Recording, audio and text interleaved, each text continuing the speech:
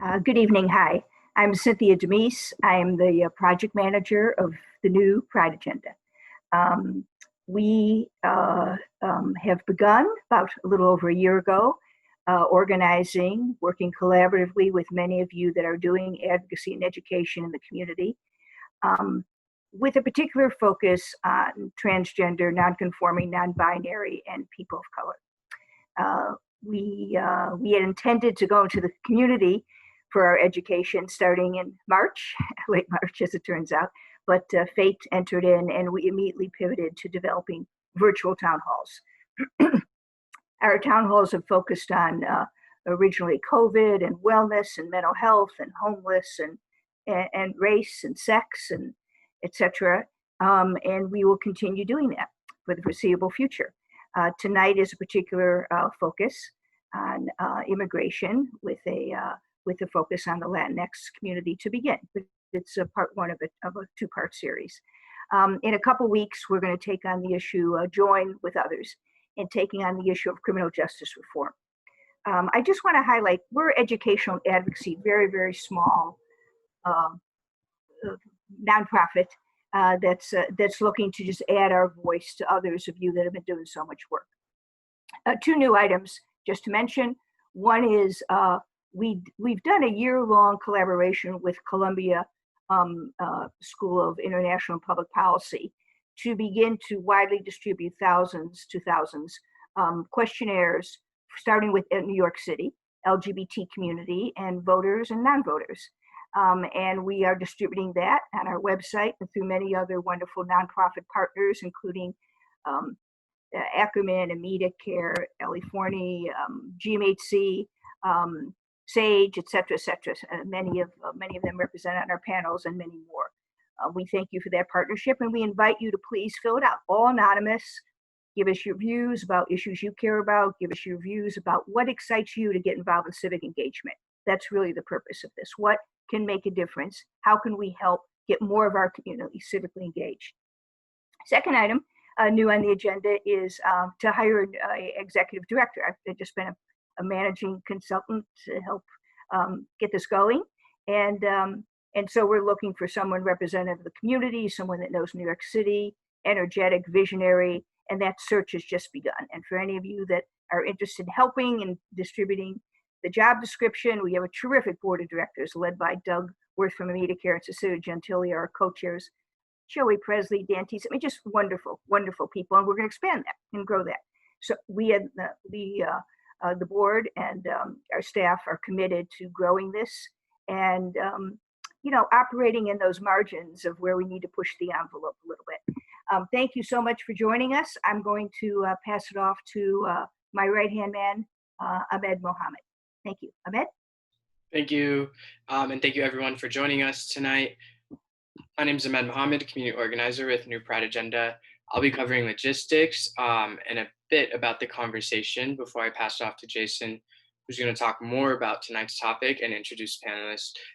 So first things first, if you're wanting to ask a question at any point tonight, there's a Q&A feature at the bottom of your screen. Feel free to drop whatever questions you have in there. I'll be funneling them to our moderator, who then will be integrating them in the question as appropriate.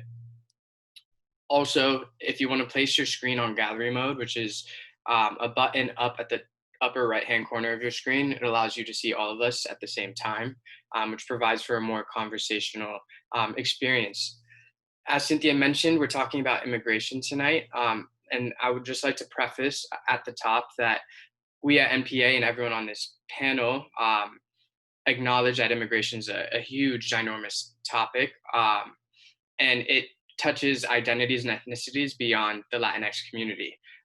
But because it's such a huge topic and we want to do it justice and talk about the nuances of how it intersects with each community, we're going to do it in a series of iterations. And so like Cynthia said, tonight's first topic, subcategory, if you will, is with the Latinx community, but we will be talking a little bit tonight, as I imagine, about issues that impact other people the same way. And so that's all I want to say on that before I pass it off to Jason, who'll talk a bit more.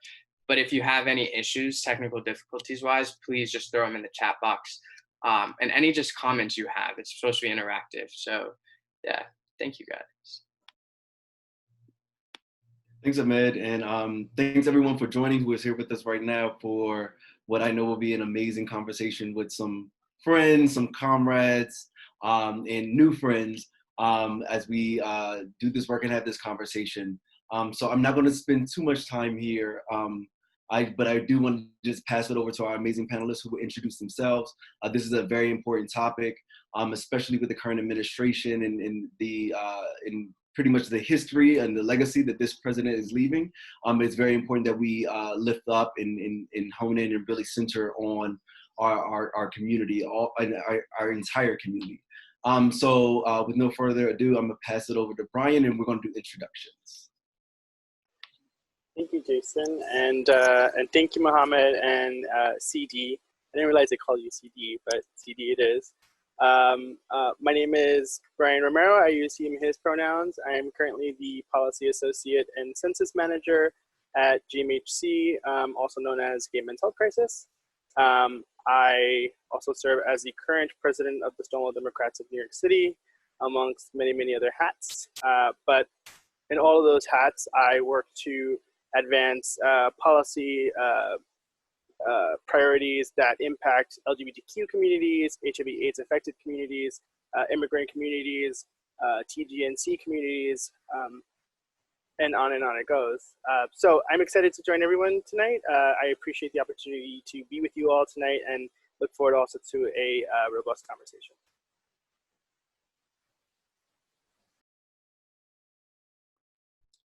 I'll go next. I am John Blasco. I have the honor of moderating this panel tonight.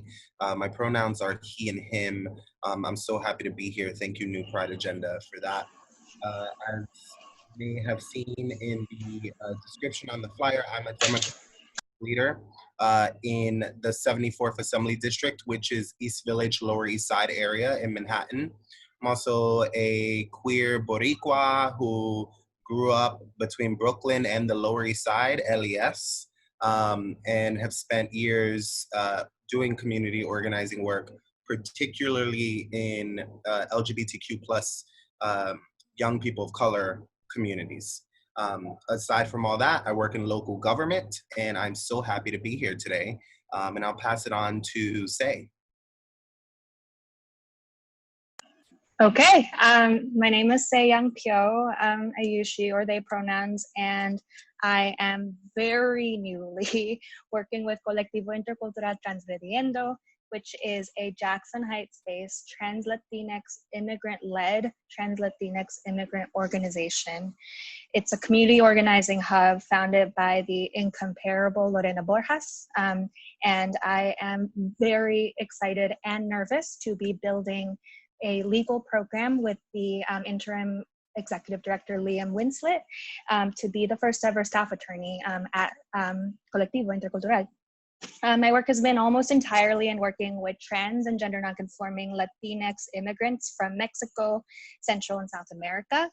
And this is very new because only a few days ago, my organizational home for getting to do this incredible work was Sylvia Rivera Law Project. And I'm so grateful for how my experiences there, being the director of immigrant justice for several years, has allowed me to build a new legal project at Colectivo Intercultural. I identify as cisfemme, as queer, as Asian, as an immigrant, and as an ally.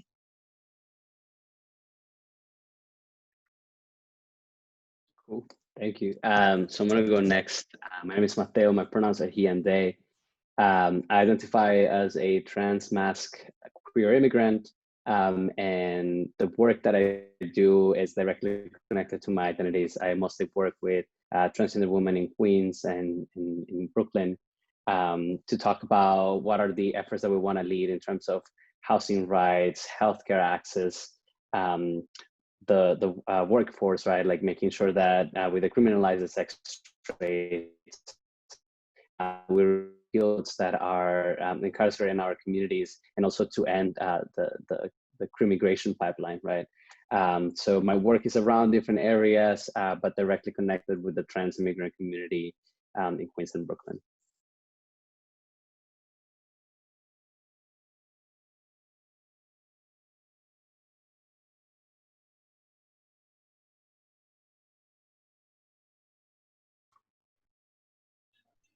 Great. I think, Yeah, Jason, do you want to share a bit about tonight's discussion?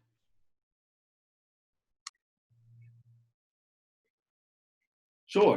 Yeah, so tonight's discussion is centering on, the title is Queer, Trans, and Migrant. I'm sorry, I see a lot of young, beautiful faces here. Queer, Trans, and Migrant. But really talking about like, what does organizing and advocacy look like in the Latinx community, especially at a time of COVID, in a time where there's uprisings in the streets, at a time, and we know that our communities have been under attack for a long time, right? Not just with NYPD, but also through like federal policies and legislation. So this is going to be an amazing conversation to just hone in on and listen in on just like how communities who have been vulnerable communities who have been under attack a lot, how are we resisting, how are we advocating, how are we building community at a moment and at a time of crisis and of great change. So that's it, and I'll pass it over to our lovely moderator. Thanks so much, Jason. Again, I'm super happy to be here, especially with amazing people. So thank you for all participating in this.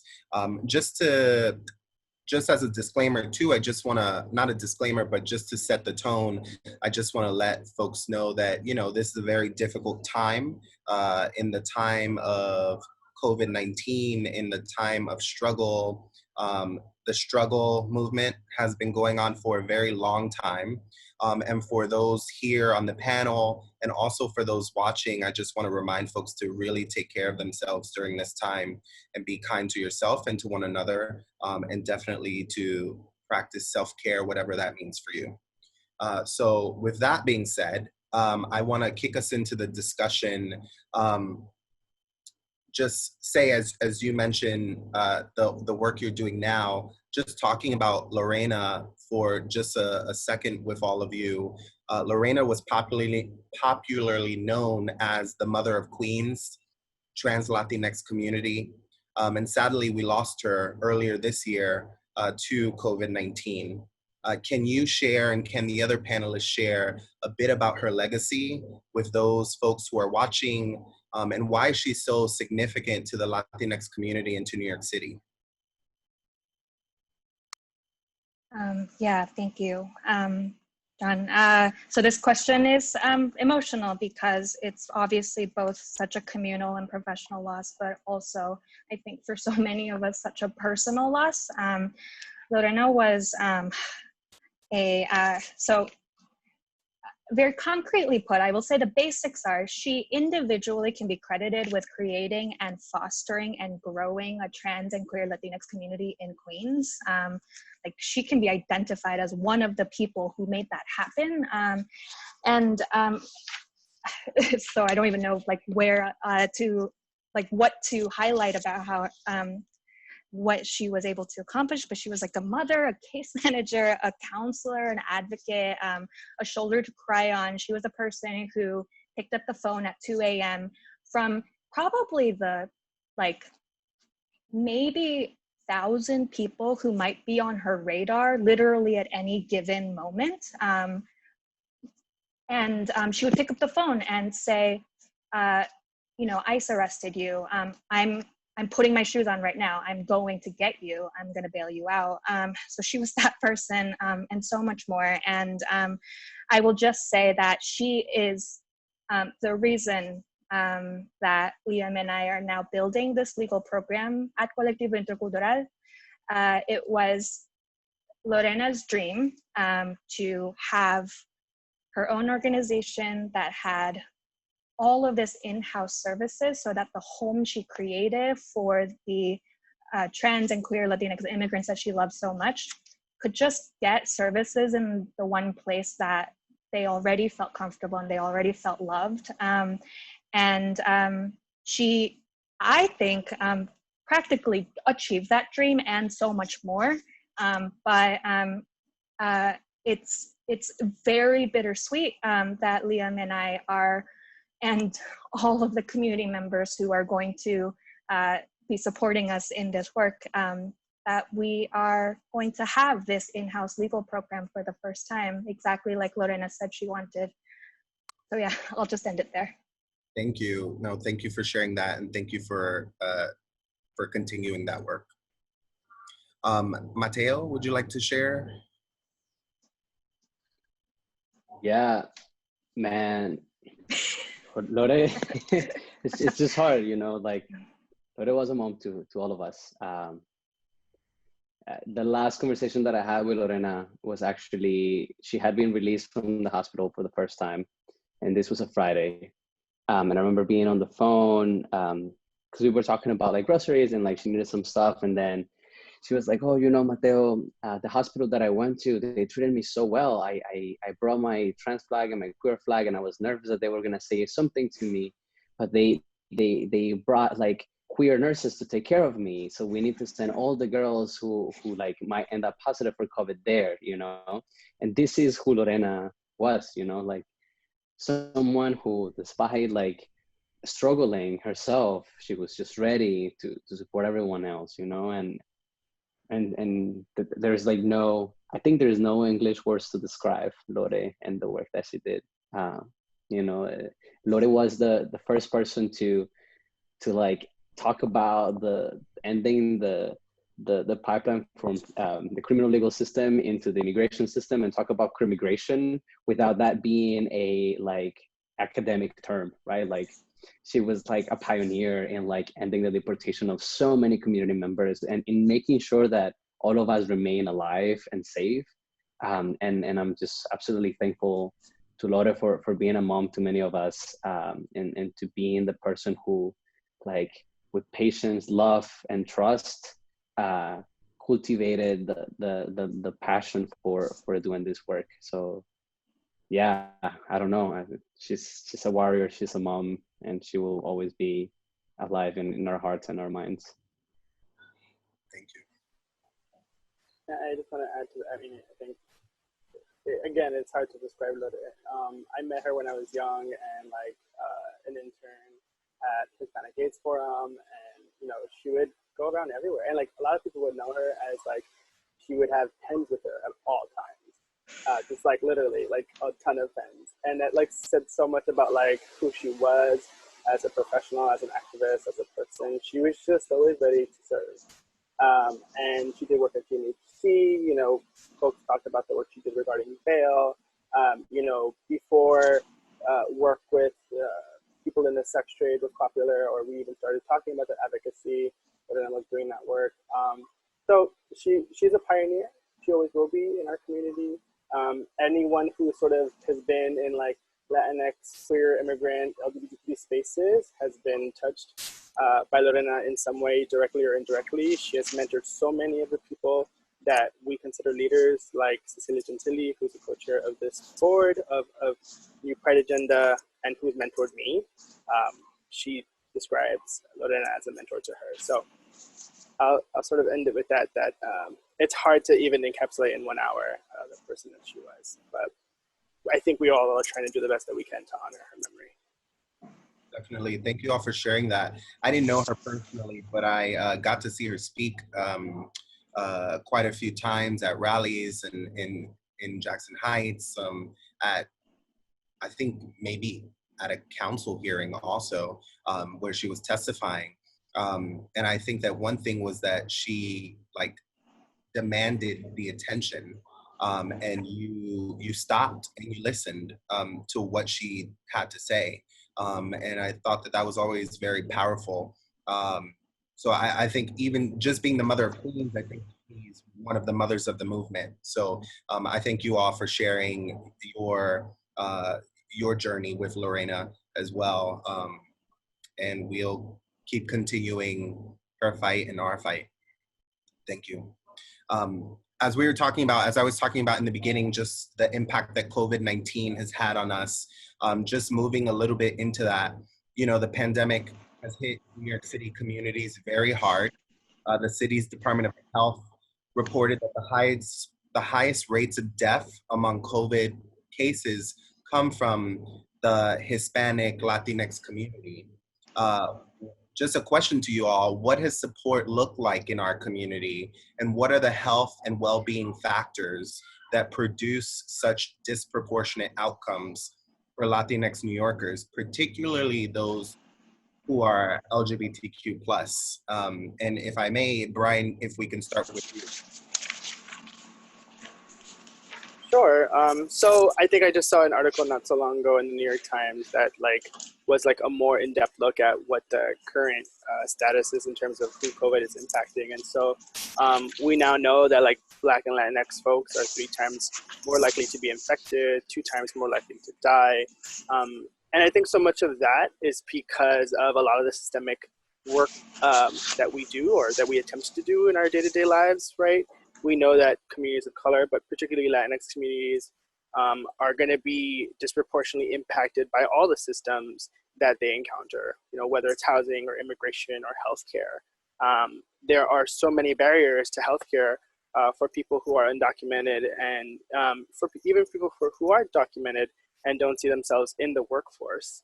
But I think the other thing that we've learned is that about 43% of those who have been impacted by COVID are people who can't do their work from home, right? And we know that that is very much the case as well for Latinx and undocumented communities.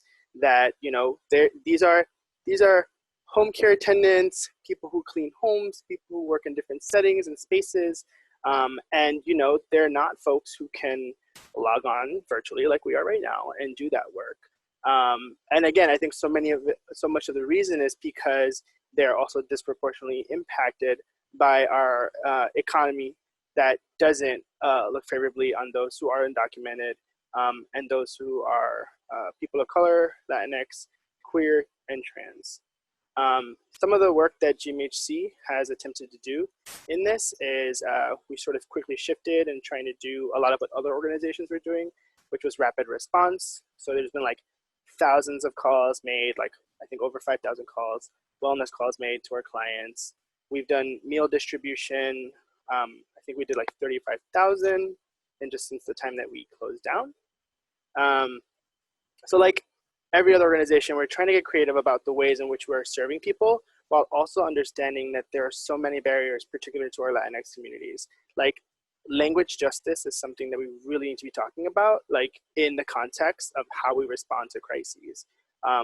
Even when things started to roll out, they were not being made readily available in Spanish. And so while materials were being sent to organizations and other such spaces, DOH, et cetera, right? They weren't accessible to our peoples.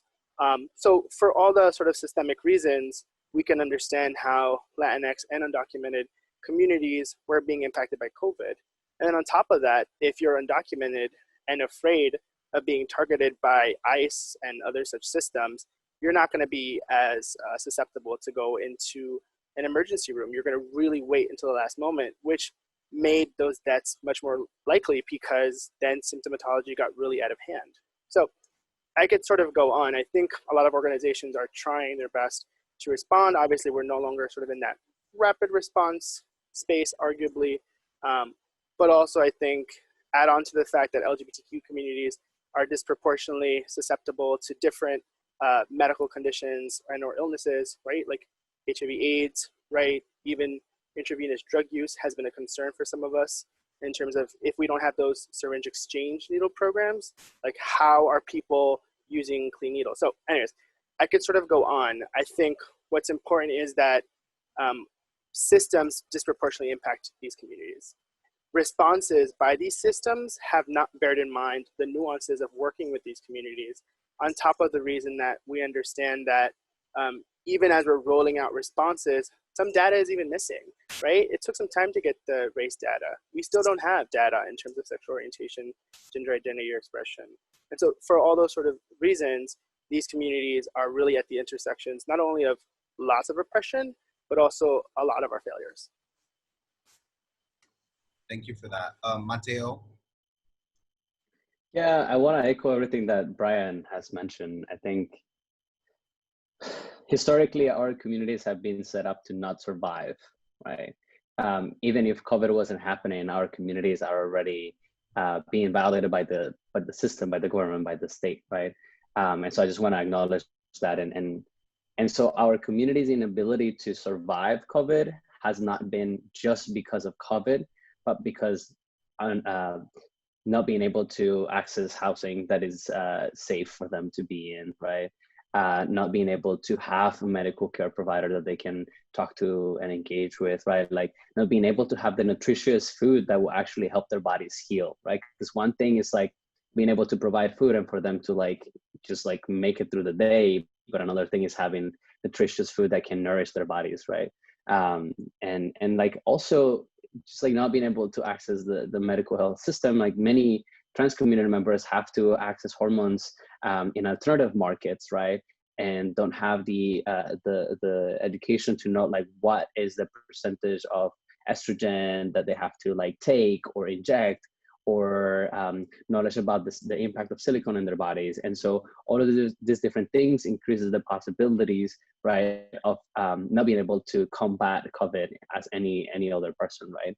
And all of this is because the government and the state has failed to provide access to hormones to everyone in a way that is like, that provides like language access, or in a way that is accessible in our neighborhoods, right? Like even for me as a trans person, my closest clinic is an hour away from where I live, right? And this is someone who knows how to take the train, right, and speaks the language. It is particularly challenging for trans women who are monolingual Spanish or speak another language and don't have money to get a Metro card, right? And also because there isn't, for undocumented folks particularly who can access surgeries, right? Then they have to, I don't know how to say this word, but in English, but they have to recourse to other type of systems to be able to have the bodies that they desire to have, right? And all of this is a setup of the structure and the government, right, that already puts them at higher risk to passing away from COVID. I think, you know, for example, one of the things that I want to give as an example, we were fighting so hard to have a healthcare navigator for our hospital in Elmhurst about a year ago that will help trans and queer folks navigate the kind of like bureaucratic health system at the Elmhurst Hospital, which is where like most of us go, is our local hospital. City government says, yes, we're gonna make it happen. They didn't make it happen. In a moment like COVID, it would have been incredible to at least have that one person that we could have connected inside the hospital to be able to at least check in with our folks, right? I have community members that have told me, I don't even want to go to the hospital. The lines are absolutely long. Like they have already misgendered me multiple times. That hospital, I know people that have died there, right? Like one of our community members, she called an ambulance and the ambulance arrived and the EMT was like, oh, you're gonna die in the hospital. You might as well die here. That is something that was said to a transgender woman, right? I have not heard this story about other cis people that have called ambulances, right? But this is the story of trans community members, right? And it is a real fear. Like there is historical fear with the healthcare system, right? And now with COVID, like most of the folks that I'm connected with, they were talking about the different teas that they can take, the ginger tea, the things that can bring up their immune system, to better their immune system, right? Through medical care, through home care, right? One, because the healthcare system is historically been traumatizing for our folks, and two, because it's inaccessible, right? Like many folks are nervous about the bill that is going to come after that. And so some of the responses that we have had on Make the Road, we have a TGNCIQ person that is in charge of connecting with folks in terms of following up with their health, how they're feeling in terms of health and mental support. And we'll also have a bike brigade program, which is a program where we deliver groceries to community members who are immunocompromised with bikes, right? And so there have been different forms of responses that we have done. But yeah, I think I went on circles. Thank you. I'm gonna stop there. No, thank you. Thank you for sharing that. I mean, I think there's common themes around access, support, respect, right? Would you say that those are some of the things you're seeing with community folks that you're working with? And are there any others that you want to add to that? Yeah, Mateo and Brian did a really good job of just like painting the general picture. And I just wanted to like pick out specific concrete like examples of like the access issues and like how challenging it has been. And I wanted to provide a little bit of context for these numbers that it was flooring to me that let's say I have sort of 30 very active clients at any given time. I think around 8 of them had tested positive for COVID. And when it was they tested positive for COVID, my clients who lived with their family members, all of them tested positive for COVID. So every time I called a client during the month of April, let's say, my first question was, are you okay? Because, you know, here I am in the luxury of my Brooklyn apartment where if it is, I am careful about the social distancing and whatnot, like I can feel a little bit more assured that maybe I am not the target demographic for this horrific pandemic. So yeah, I think the number of my clients who are directly affected by this, I think goes to show a little bit in human terms, like what it means for Black and Latinx and people of color, brown and Black people to be affected by this disease. So I'll just mention, I think, 2 things. One is Brian mentioned unemployment and what that looks like for people who are working in in non-traditional economies, who are working under the table. And one very profoundly affected group of my clients, where all of my clients who are sex workers, whose form of livelihood, which many of whom had turned to because they are undocumented and because this is the most accessible means to income available to them, suddenly that stream of income was completely gone. And something that I suddenly found myself doing as a holistic legal services provider it wasn't immigration work. It was working with people to apply for unemployment and stimulus checks if they qualified. And of course, if you're undocumented, you don't qualify for either of those things. And if you didn't qualify, trying to navigate them towards resources that were providing those alternate, cash, food to people who didn't qualify for those programs, those, modest, meager programs. Maybe some of you have had personal experience with going onto the unemployment website and trying to navigate that. And if you have, you will know what I mean. Try to put yourself in the shoes of someone who doesn't speak English, whose ability to access the internet and possibly navigate the internet is limited by all of the ways in which you're disproportionately not able to access education, the monthly phone bill to pay for internet.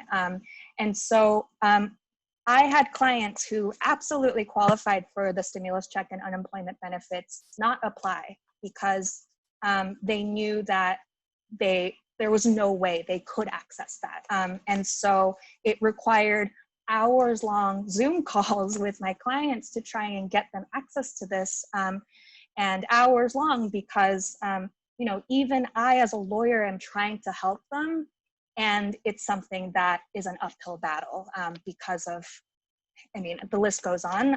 And then I just wanted to mention one other thing, which is something that has been uniquely tragic about COVID has been the inability to be together to mourn as our loved ones have passed away, as our loved ones have really needed community most. And so the video calls have been obviously amazing resource for people to feel as connected as possible, but incredible simultaneously just illustrates how limiting it feels to not be able to touch each other and hug each other as we're going through this, to not be able to say to somebody's actual face as opposed to their digital face, I love you, I'm I love you so much. And so and I know that has hit lots of people in different ways, but for a community that has been dealt the cards where there's a lot more to mourn, that's been incredibly tough. Yeah, and I think, sorry, go ahead. Yeah, I just wanted to say that in the first 2 weeks since New York City closed, those first 2 weeks were absolutely horrifying. 8 of our community members, 7 of them trans, and 1 queer man, had passed away just from our group, just from the Trans Immigrant Project at Mixed Road. And it was absolutely devastating. And I went into this mentality, I was like, wow, they're literally letting us die in these hospitals. And you know, everyone is being impacted in different ways, but since we talked about like these historical and structural ways in which our communities, particularly trans and queer communities, were set up to fail in surviving this virus, it was absolutely devastating. And I think a lot of us and a lot of our organizations had to take the role on replacing the government as a response, right? Like a lot of our organizations had to be able to create the mutual funds, right? Like for people that didn't qualify for the stimulus checks, we had to hustle to find ways on how we were able to get funds from different groups or different individual donors to be able to match for payment for rent, to match for payment for cell phones, right? Like Liam did an incredible work and still doing an amazing work, right? And it's if it wasn't because our communities, right, like immigrant communities have historically been doing mutual aid to support each other, if it wasn't because of those cultural practices, many more of our trans and queer communities wouldn't have survived this, right? No, thank you for sharing that. You know, I think, you know, just aside from COVID-19, I think this is a very important time to think about each of our mental health as well. And that's why I just wanted to put that disclaimer, that point in the beginning, just about being kind to yourself. And it's such a difficult time. And just listening to what you were saying, say also just about trying to have that human connection in person, right? I mean, we have so many folks in our communities that are also seeking safe spaces, even before COVID-19 hit us. And this has just made it challenging to do that very thing. But thank you all for what you're doing. I mean, I think so many communities are stepping up to do this mutual aid work, and it's vital. In the just being mindful of time, I just want to remind folks that are watching that if you have a question, please submit it in the chat. We definitely want to try to take your questions as well. I want to pivot just a bit to policing and criminalization.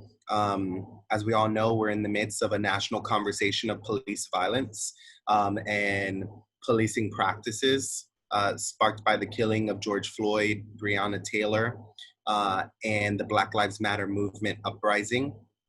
Recently here in New York City, we've seen calls and demands for justice for Layleen Polanco Extravaganza, who was an Afro-Latina trans woman who died while in solitary confinement at Rikers Island last year. For you all, for the work that you're doing, how can LGBTQ Latinx communities show up for Black Lives Matter efforts as our movements against police bias and violence are intertwined, and often our identities are just, it's all intersectional. So if we could start with you, Mateo. Yeah, I mean, I think our demands are aligned, right? Like our communities, for example, the Walking Wild trans ban, the repeal for that particular Penal Code 24037 is led by Black and Latinx trans community members, right? It is a demand to end a form of policing that has criminalized existing in public, right? But that's just kind of like the surface of the deeper politics, which is to actually abolish the policing system, to abolish the carceral system, right? To abolish ICE and abolish all the systems that have confined our people from our communities and have violently taken away a lot of our community members. I think, you know, and I think in the immigration fight, we owe it to be actually not just in solidarity, but in camaraderie with the Black Lives Matter movement, because the immigrant rights movement, right, has borrowed so many knowledge and so many lessons from the civil rights movement in the 60s. And so we owe it to be able to do more camaraderie work, to elevate the fight to defund the NYPD, right, to abolish the policing system. And so I think there are many ways in which in our organizations that we're trying to figure out how do we continue to push the line to end policing in New York City. Brian, would you like to go next? Yeah, I would echo what Mateo says. I think that, well, first of all, I think that something that LGBTQ Latinx communities can do, or stop doing rather, is really siloing our issues from the larger BLM movement, right? Like the Black Lives Matter movement is the Latinx and like immigrant rights movement. It is like a gender rights movement. It is an LGBTQ rights movement. Like those movements are one in the same. And I think that part of what's been so difficult about many movements historically is that we have fallen into this trap of being siloed. Like even this idea of thinking about like Black communities and Latinx communities as if we don't have Afro-Latinx communities is ridiculous. But that is such a strategy of like white supremacy and of like, you know, frankly, the nonprofit industrial complex, but also like corporations, but also like capitalism to divide and conquer. And they've done it really, really fucking well. So I think one is that we need to stop dividing amongst ourselves, and we need to name it, right? Like we need to name when anti-Black racism is happening in Latinx communities. We need to name when anti-Black racism is happening in Asian Pacific Islander communities and in all of our communities, right? It's not until, for so long, LGBTQ organizations wouldn't even talk about racism, wouldn't even talk about anti-Black racism, right? We saw a letter come out some time ago from about like 100 organizations, LGBTQ rights organizations. That's great, right? Because we have to name it, we have to call it for what it is. But beyond that, there needs to be a very critical analysis from all of our organizations, right? Those that do work specifically in Latinx communities, LGBTQ communities, and both, right? Because again, same communities. We need to engage in critical analysis of the ways in which our organizations perpetuate anti-Black racism, right? Whether it is what our boardrooms look like, what our senior administration looks like, whether it's like who gets hired, who gets fired, who gets promoted, who doesn't, right? Sort of really looking internally at the ways in which we are perpetuating that and blocking equity. But then outside of that, right, we really need to think about, as Mateo said, what are the different initiatives that we're putting our names behind that are actually gonna have like tangible results for our communities, right? So having a conversation around the criminal legal system and the ways in which organizations, and frankly, I'm going to say it, funding is tied to that, and how we perpetuate it is super important. A really difficult conversation to have, but crucial to the ways in which we're starting to really move the needle on this. So repeal walking while trans is important, right? We need to look at Laylene. I knew Laylene for years, for 4 years, when I was like out and about and partying, and like the only people that I knew had friends with were like folks who were like trans Latinas and people in the sex trade. And, you know, she was impacted by solitary confinement. We have still not passed the whole Solitary Confinement Act, right? We still, we just had movement in terms of policing, but there are a whole bunch of other bills that we need to be talking about, right? 50A passed, but we still need to pass the Protect Our Courts Act to ensure that immigration and ICE is not coordinating with the NYPD. And even though we know that happens, but like and though we had a ruling in a court recently, that's not the same as legislation that will codify it into law. So, you know, I feel like I've been talking about this for like the last month. Stonewall was a riot, right? It was foundationally resistance to police violence. So it's inarguable now that dismantling the criminal legal system, or at least vastly reducing it, returning that power to communities, is a part of our movement. It has to be. We can no longer debate it, right? We need white folks and white allies to just like listen to that, bear in mind the ways in which they perpetuated it. And when we talk about abolition, we're talking about elimination, right? We're not talking about We're not talking about resizing, reforming, moving over here, moving over there, changing a budget item. Like, we're actually talking about the dismantling of a system that has always disproportionately targeted, hunted, and killed our Black and brown bodies. So there's lots of different bills that can be done. Even at the city level, there's still a lot that can in fact be done. But I think first and foremost, like, we need to understand that these movements are tied, inextricably tied. And for Latinx folks and like light-skinned folks like myself, we need to understand the ways in which we undermine the Black Lives Matter movement. And we do it every day, whether we mean to or we don't. And we need to be able to have those spaces to hold ourselves accountable, so that way we can move the work forward and work towards a more racially equitable city and state. Definitely. And thank you for just that last line around like privilege, right? Like, even within people of color communities, acknowledging the privilege that many of us have who are light skin or cis or, you know, able-bodied, the list goes on. I think acknowledging that is very vital to this movement. And I was just gonna have one more thing. I'm so sorry. Go ahead. Since we're going. So I was a few nights at Occupy City Hall and stayed there. And like, one of the things that felt so important for us to learn from that and carry on in our work is that, like, we have to trust Black women. We have to trust in their leadership. We have to understand that, like, when we talk about oppression and all the ways in which that intersects, like, Black trans women, Black cis women understand this, Black femmes understand this. And so, like, I will say, honestly, like, there's been moments of myself where, like, I have undermined that leadership, and we need to be able to trust in that and follow that lead. Thank you. Say, just through the work that you're doing, you know, how are you finding Latinx LGBTQ plus community showing up for Black Lives Matter movement? How is that in the work that you're doing already? So the first thing that kind of jumped out at me when I was thinking about my immigrant clients showing up for BLM protests, for speaking out very vocally and very publicly about their support for BLM, so it's just happening already. Something I noticed was that, and I'm speaking as obviously an ally to both LGBTQ, Latinx, immigrant, and Black communities, that the stories that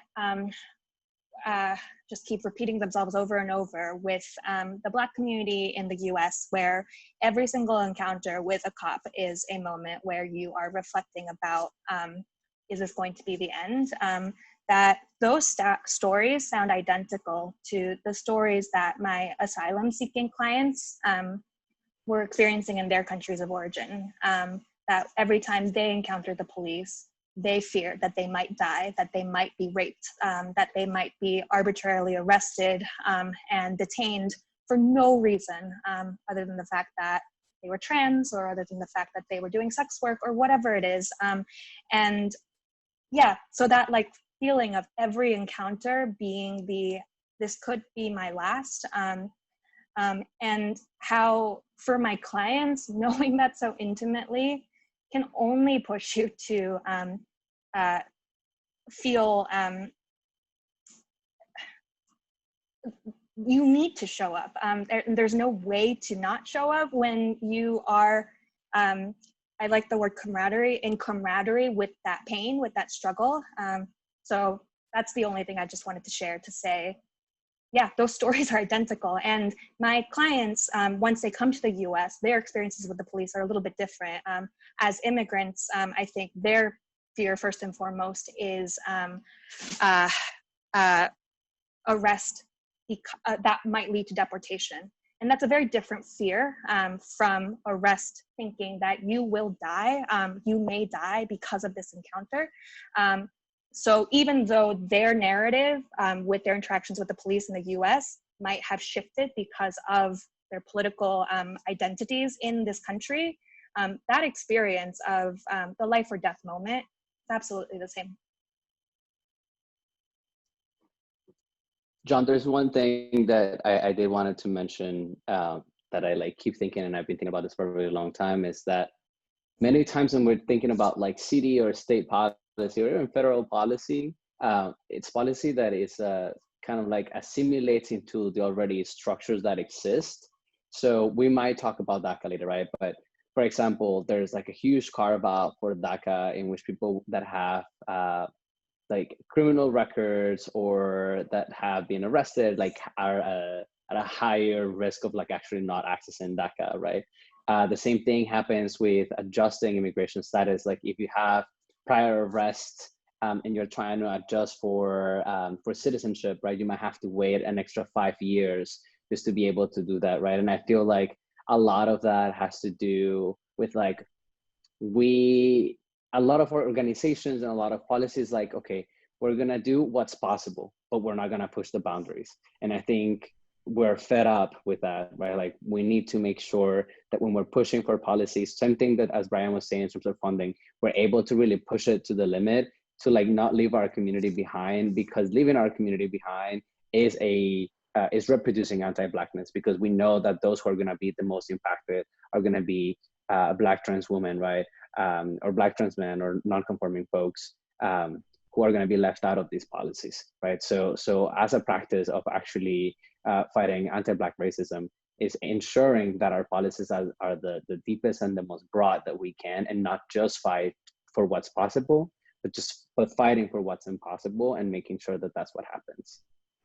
And just on that note, Mateo, if we could just start with you, just thinking about DACA, right? First, can you explain what is DACA for those that are watching? And also just align with that, just that piece of policy in our federal government. Can you all just speak to what do we need to be thinking about on the city, state, and federal level moving forward in this movement? Yeah, so I'll explain DACA, and then I don't know how to start the immigration question in the 3 different levels of government. But DACA is the Deferred Action for Childhood Arrivals, right? It's like a program that you can qualify if you're over 15, under 30, 31 years old, and you are able to document or show that you've been in the country consistently and that you don't have like a criminal record, or if you do that, you can actually fight it. And so it's a very limited program. And to give background to everyone in this call, I didn't qualify for DACA, right? I remain undocumented because I was one of the people that wasn't able to qualify for DACA, right? And so it's a very limited program.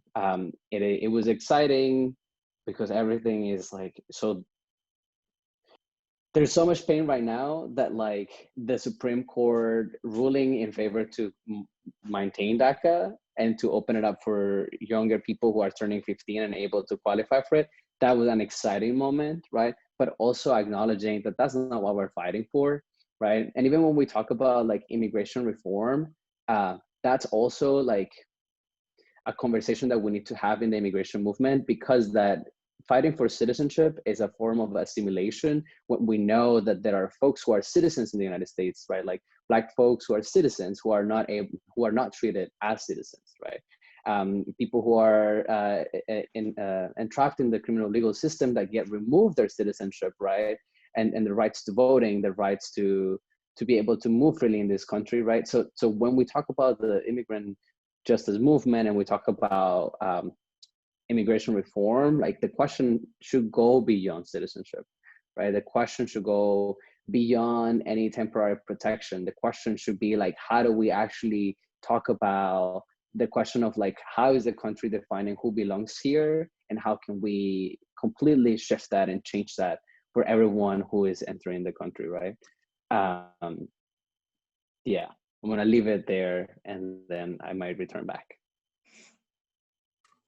Say, can you speak to, I mean, anything you would like to add, if you want to add anything specifically to DACA, but I also just want to throw in a question we received just from folks who are watching on the policy question on city, state, and federal, like thinking of the federal administration and immigration reform. what does the next president like need to be thinking about? Or what do we as a movement need to be thinking about and pushing forward? As Mateo was talking about what immigration reform really means. I think Mateo did a good job with DACA, so I won't add to that. I will say that I want to hear what Brian and Mateo have to say on this point. My work in the last 4 years has necessarily felt absolutely reactionary, that it was just trying to survive the onslaught of changes that were each of which were orchestrated to completely destroy hope and create fear and in fact lead to terrible legal outcomes for the clients that I work with. And so for me, when it is, I think about what does a Democratic president need to do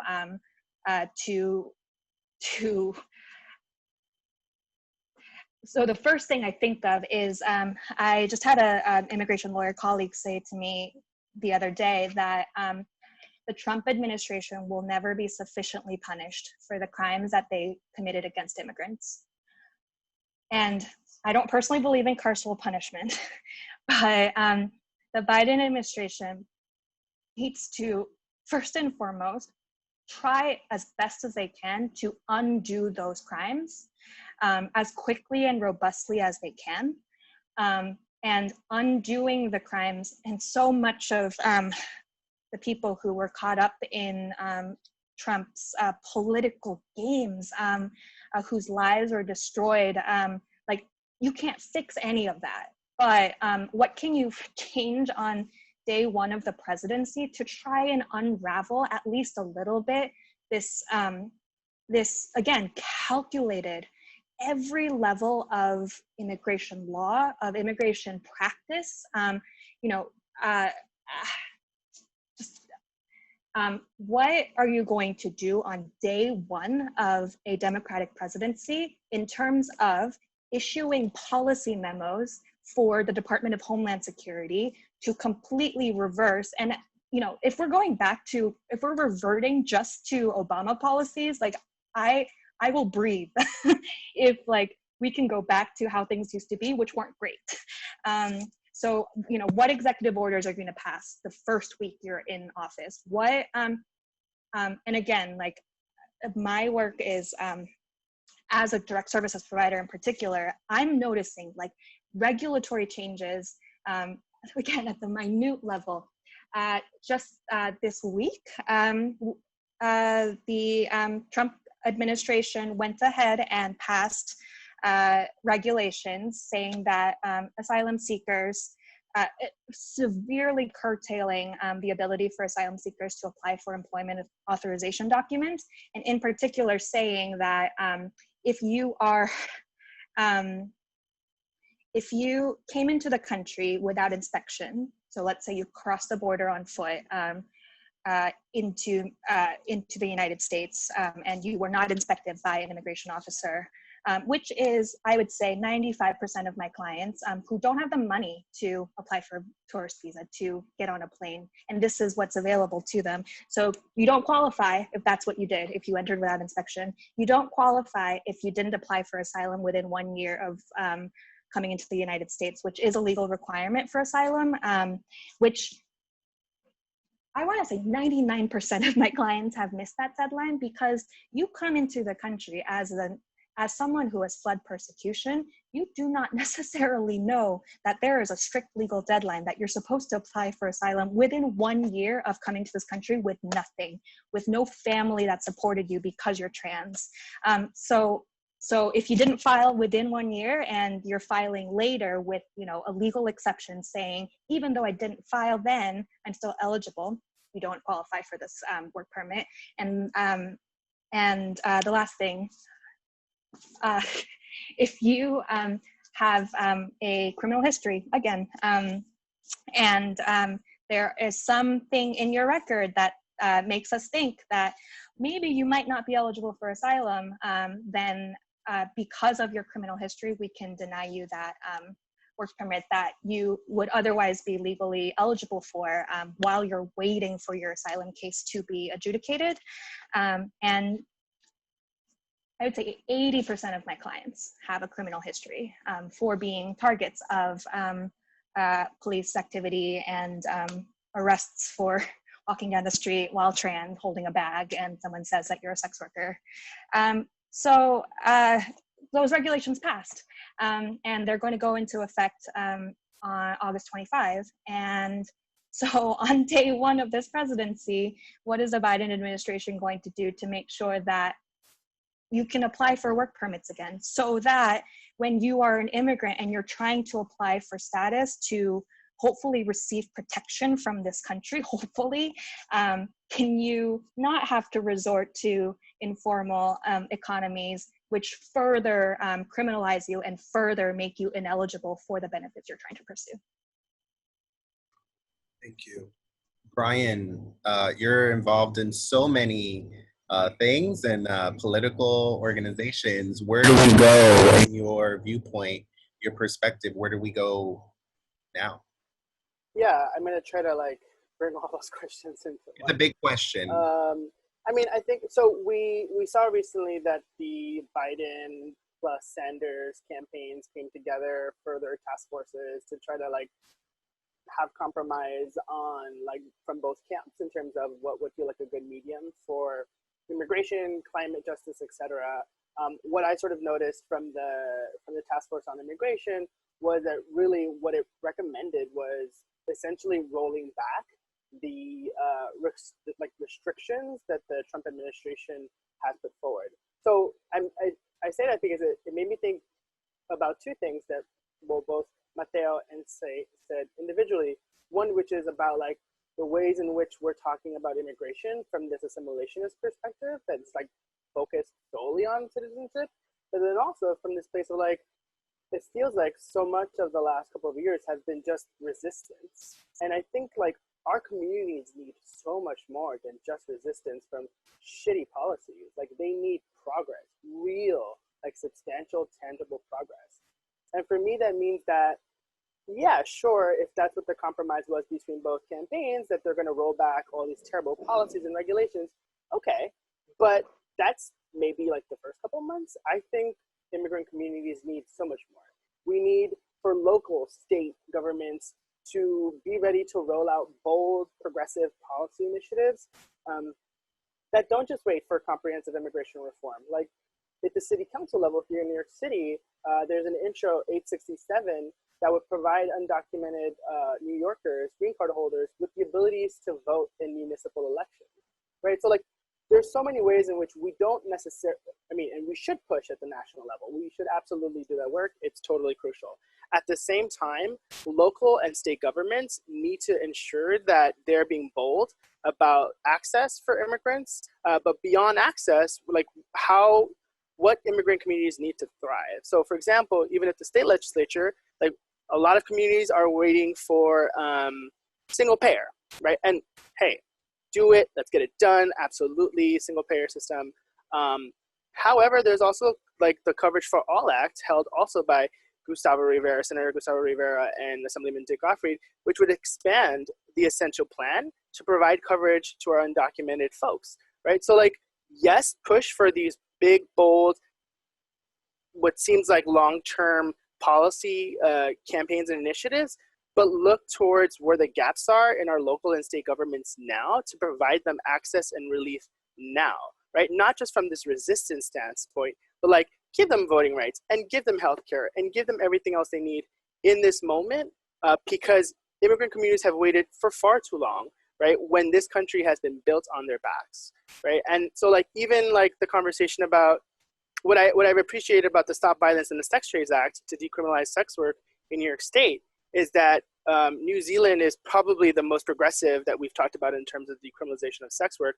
But even in that, towards the end, there was a compromise that totally left out immigrants, right? And so like we can no longer do that. We can no longer talk about housing, healthcare, or anything like benefits, education, etc., and say that it is okay to leave out our immigrant communities and siblings as a compromise. We can no longer compromise on that. So that means that, yes, on day one, our new president, Biden, needs to like roll back all those restrictions. And then organizers and activists need to be ready to push for really bold policies and like imagine big, because that's what we owe our communities. That's what they need. So I would just say that, sure, like, let's continue to resist, but let's also imagine a world where our immigrant siblings, our Latinx siblings, our queer and trans siblings, like, don't just have to resist, but they thrive in a society that sees them as equally valuable as anybody else.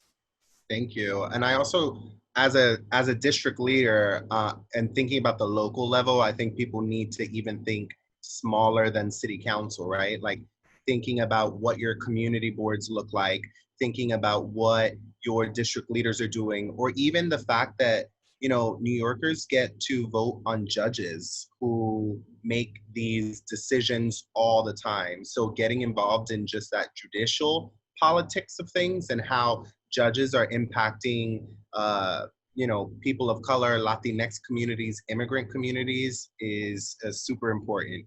I want to John, think. can I add one thing just Yeah, really of fast, course. and I will promise I'll stop And there. when you But- ask you, if any of you want to share some final thoughts, please use that time. So yeah, I mean, first of all, thank you again to the New Pride Agenda for having us. I'm always honored. First of all, I also saw like who was going to be on the panel, and I was like, amazing. These are my friends. These are my colleagues. These are my comrades. These are people. I mean, I was just on something with Mateo like before and called him like 2 times like in less than 24 hours. You know, these are our folks. Say, it's really nice to have like virtually meet you. I'm looking forward to continuing to work with you. You know, I just want to say, I think our communities are super powerful. Like, yes, they've resisted for so long, but they have done mutual aid work, right? They've done survival work. They've done like all the work before there was even names put to them, before like, you know, there were progressive movements or sort of, you know, clubs and organizations and groups doing that. Like, they have survived and they have done really great work at it. It is time that our nonprofits, our local, our state, and our federal governments catch up, honor the contributions of our communities of color and our immigrant communities and our trans communities. And I will say also, as an action alert, please do text WALK to 50409, right? It is time that we pass the repeal of the Walking While Trans ban. There's a lot of other great legislation we need to work on, but if you can text, I'm gonna say it again, WALK to 50409, I feel like I'm on a commercial, that will send an automated email to your legislator. I did it, it takes literally like a minute, and tell everybody. Also follow Repeal WWT on Twitter. Engage with us, right? Follow us. I mean, Mateo's amazing, Say's amazing, John is amazing.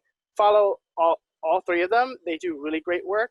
I'm really honored to be among them. And, you know, hit me up, find me, I'm easy to find. And I'm always really, really honored to do this work for our communities. So a lot of love and thank you.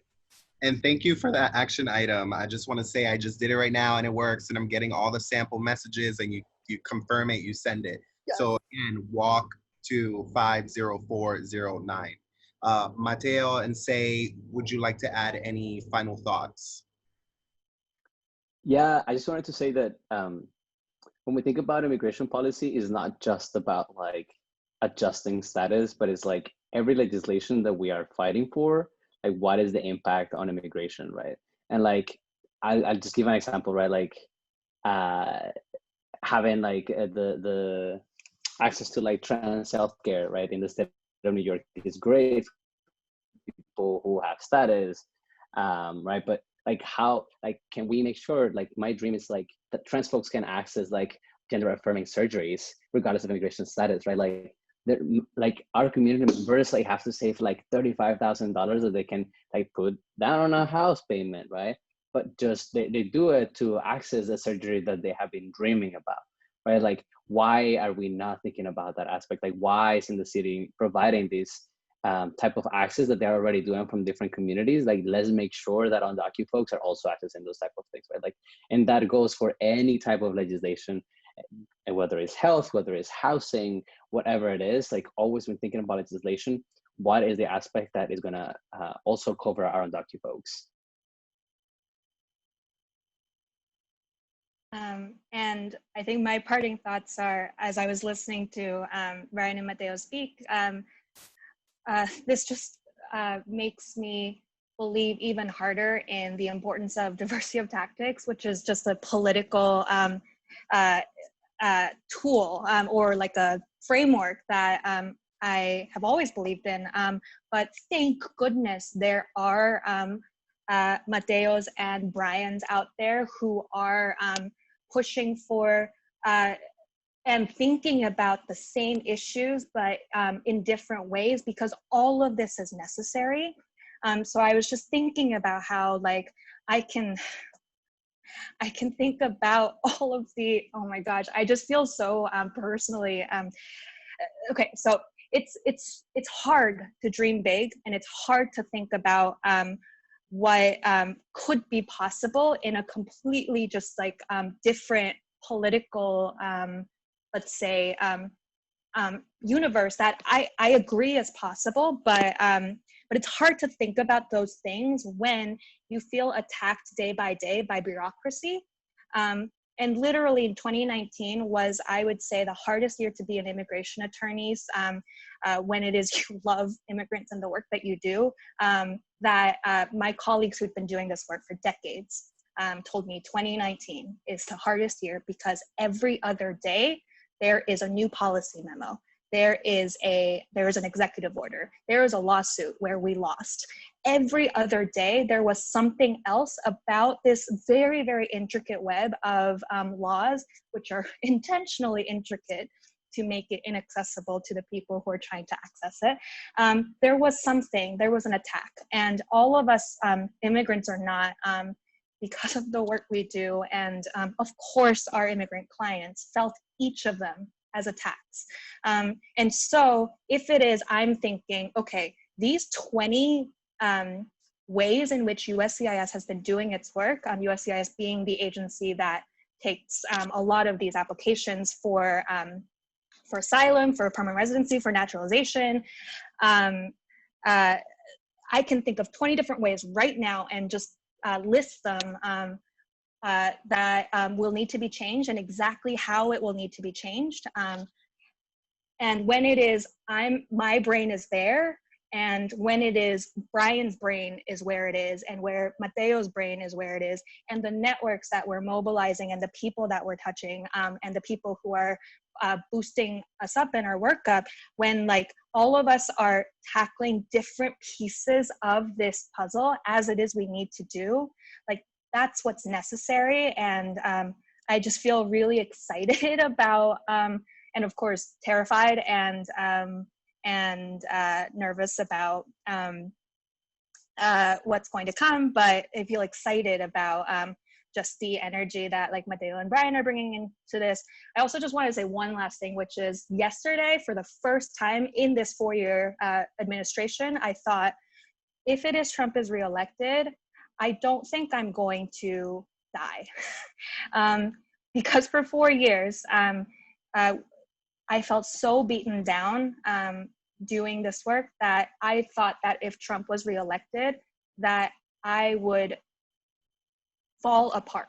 And I just could not even picture or imagine that future when Trump was reelected. And yesterday, bittersweet, I thought, you know what, if Trump is reelected, here's how we're stronger in 2020 versus 2016, 2017, because we've now been able to identify the tactics and the ways of ignoring the law and, you know, all of that the Trump administration has been using on us, tactics that were new to, you know, to community members and to lawyers who were used to a different way of government running.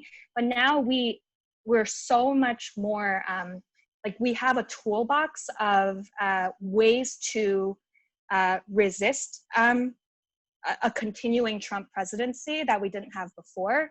And I just felt emboldened by that idea that we are all stronger and we will continue to endure this if, because there will need to continue to be just